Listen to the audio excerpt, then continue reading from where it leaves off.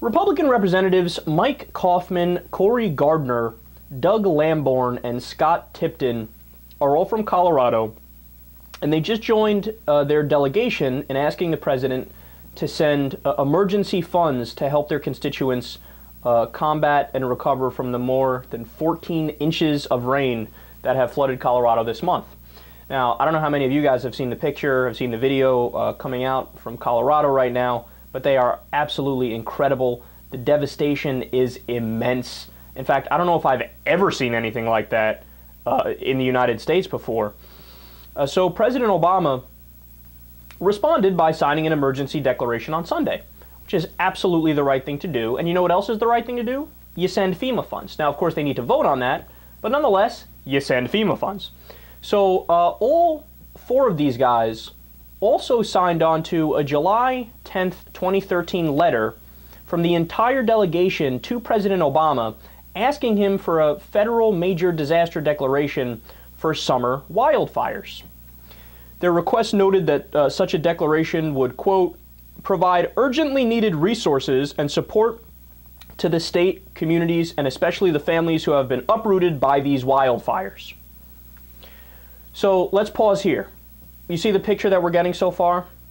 Group of Republican representatives from Colorado who apparently care enough about the people to fight for them when a disaster hits, whether it be in the form of a wildfire, whether it be in the form of floods. They're on it. They're actually doing their job representing the people.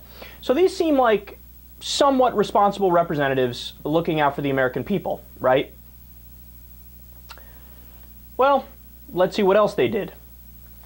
Interesting. Back in January, there was a little vote in the House of Representatives that provided $50 billion in Sandy relief.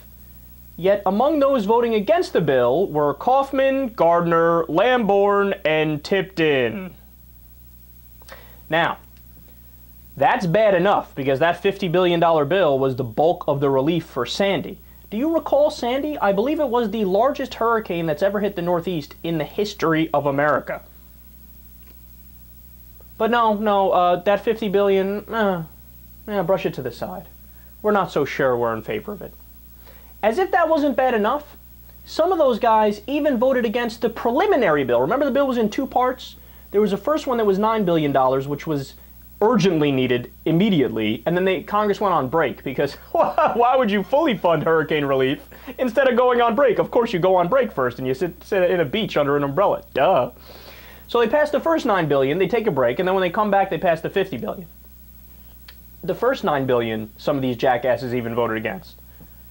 And you know what their excuses, so many of the Republicans' excuses were?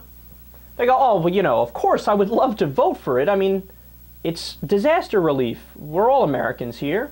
But the problem is that the bill is so riddled with pork that we can't do it. You want to guess how long the bill was?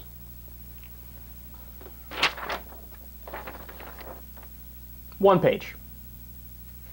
It was one page. One page.